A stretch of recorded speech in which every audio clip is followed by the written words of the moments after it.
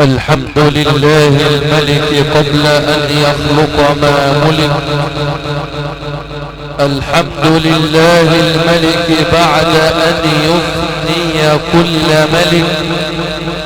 الحمد لله الملك حين لا ملك يوم ينادى أين الملك، فترى كل شيء هلك ولا يبقى إلا من أدار الفلك. الحمد لله رب المشرقين ورب المغربين، خالق الثقلين وباسط الكفين، استوى على العرش والكرسي موضع القدمين. لا تسأل بكيفك ولا بأين، لأن الإله فوق الأين. سل البقرة سل آل عمران سل الزهروين، سل الإخلاص والفلق والناس سل المعوذتين. الرحمن عن الجنتين، سل سورة النمل عن بلقيس لما كشفت عن الساقين، سل سورة الكهف عن الطفل وعن الغلامين لما بلغ السدين، سل سورة النساء عن الربع وعن النصف وعن الثلث والثلثين،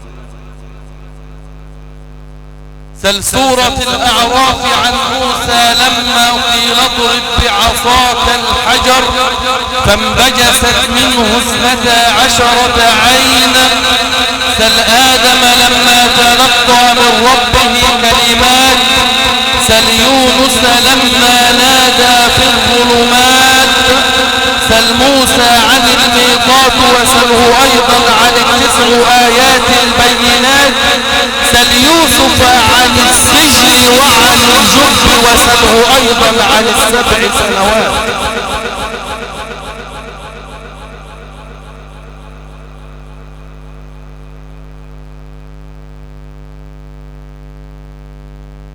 ثم ارتقي واسأل سدرة المنتهى عن بقية السدرات.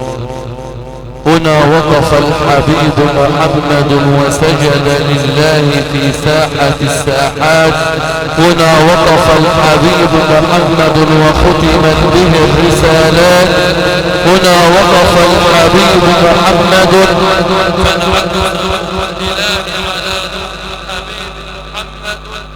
فكان نور الحبيب محمد ونور الإشكال.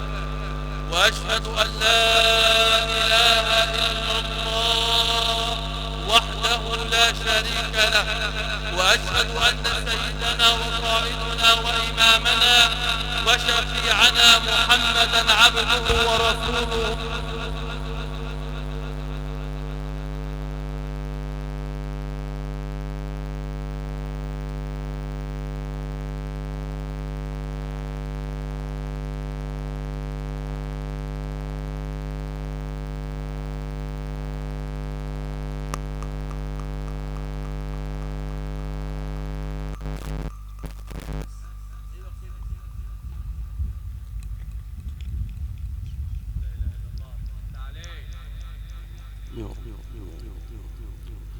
قال مادح يتمدح حضرة النبي بسور القرآن الكريم، من سورة الفاتحة إلى سورة الناس، فكان مما قال في كل فاتحة للقول معتبرا، حقت صلاتي على الممدوح بالبقرة، في آل عمران قسم شاع ذكره، رجالهم والنساء استوصفوا خبرا، من مد للناس من نعماه مائدة عمت فليست على الأنعام مقتصرة. استمعنا إلى آيات الله البينات من طريقنا وهو يتلو علينا من قول الحق سبحانه وتعالى من أواخر سورة المائدة. يقول الحق سبحانه وتعالى يوم يجمع الله الرسل إذا كان الخالق هو الله فاعلم بأنه هو الذي دعا للجمع. إذا قدر ربك وربك القدير أن يجمع الرسل فجمع بجمع الرسل كل من أرسل إليهم الرسل. ومن مواقف القيامة أن الحبيب النبي صلى الله عليه وسلم صلي عليه قال إنكم تدعون يوم القيامة بأسمائكم وأسماء آبائكم. الناس اللي عندها خطأ بيقول لك احنا هيتندى علينا يوم القيامة بأسماء أمهاتنا، ده كلام غلط. سيدنا النبي قال إنكم تدعون يوم القيامة بأسمائكم وأسماء آبائكم. من أين أتى أننا سوف ينادى علينا بأسماء أمهاتنا؟ الصحابة دفنوا أحد أصحاب النبي صلى الله عليه وسلم صلى عليه ورجعوا. بعد ما رجعوا قال لهم الحبيب النبي صلى الله عليه وسلم ألا أقمتم على قبره قليلا وقلتم له يا فلان ابن فلانة ولقبتموه بالله فالأحر أن يثبت إذا أتيه الملكان. يبقى احنا بيتندى علينا يوم القيامة بأسمائنا وأسماء آبائنا، ولكن بيتندى عليك باسم أمك امتى في القبر، ولكن في الآخرة سوف ينادى عليك باسمك واسم أباك. والذي لا ينادى عليه باسم أباه من لم يكن له والد وهو المسيح عيسى ابن مريم، فيقول الله له يا عيسى ابن مريم أأنت قلت للناس اتخذوني وأمي إلهين من دون الله؟ قال سبحانه من حضر فله العزاء أو من سبق فله العزاء. شكر الله سعيكم. لو حد عاوز يتفضل شكر الله سعيكم.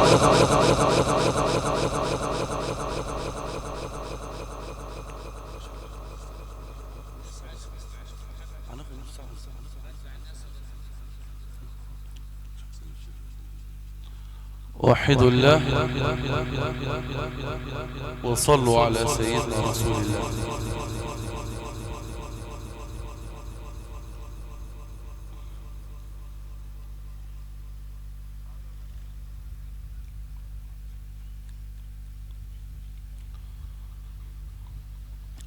يقول الحق سبحانه وتعالى كل نفس ذائقة الموت، كل نفس ستموت، كل نفس ستدخل القبر، كل نفس ستحاسب، كل نفس ستقف أمام جبار السماوات والأرض.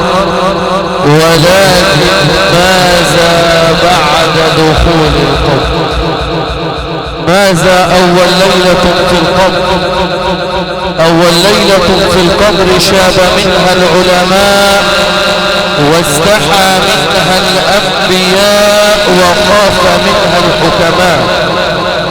سيدنا موسى عليه وعلى نبينا الصلاة والسلام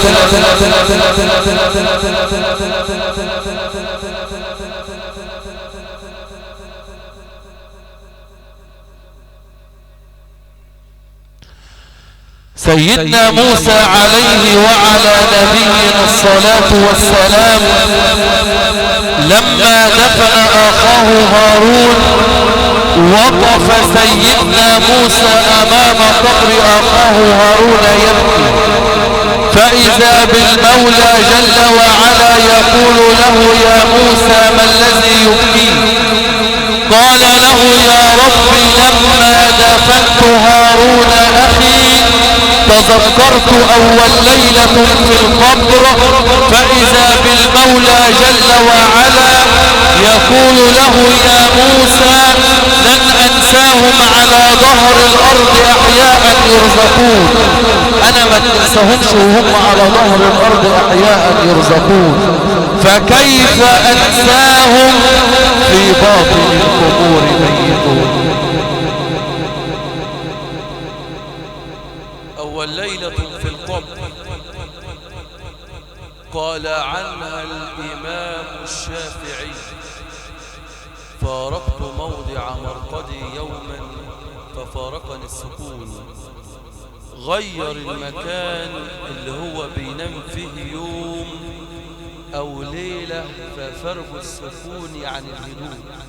انت لما بتغير المكان بتاعك انت بتنام فيه ما بتعرفش تنام، بتبقى قاعد طول الليل جلجال. فسيدنا الإمام الشافعي بيقول: فارقت موضع مرقدي يوما ففارقني السكون يعني الهدوء. فقال لك: إذا كان فارقني موضع السكون كل أول ليلة في القبر ما يكون. على حسب عمل، على حسب اللي انت بتعمله. أول ليلة في القبر إما ستكون أسعد الليالي على الميت أو العكس. أسأل الله رب العالمين أن يجعلها أسعد الليالي.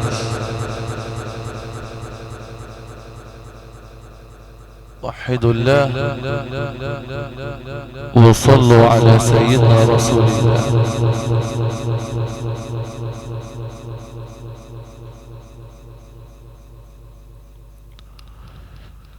سيدنا الإمام علي ابن أبي طالب ابن عم المصطفى: وكفى ما لك ألا تصلي على المصطفى. صلي على سيدنا النبي.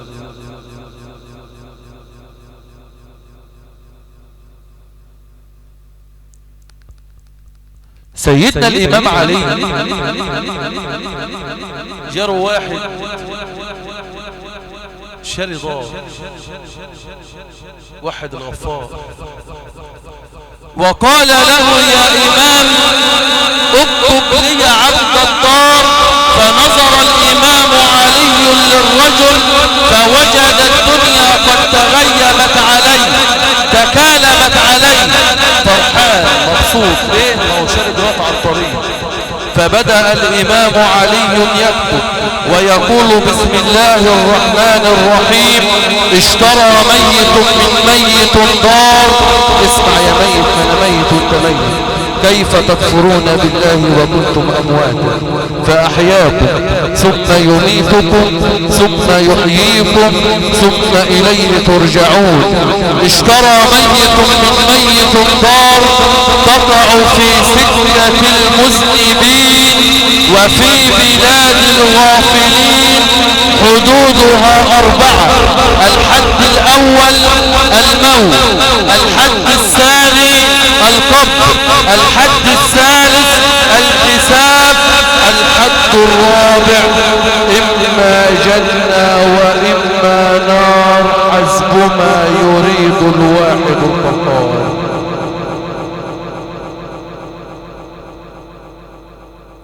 فنظر الرجل في العبد وقال له: يا إمام جئت إليك لتكتب لي عقد دار وليس عقد مقبرة. فأنشد الإمام علي قائلا: النفس تجزع أن تكون فقيرة والفقر خير من غنى يطغيها، وغنى النفوس هو الكفاف، فإن أبت فجميع ما في الكون لا يكفيها، هي القناعة فالزمها، فكن ملكا إن لم يكن لك فيها إلا راحة البدن، وانظر لمن ملك الدنيا بأجمعها هل راح منها بغير الطيب والكفن.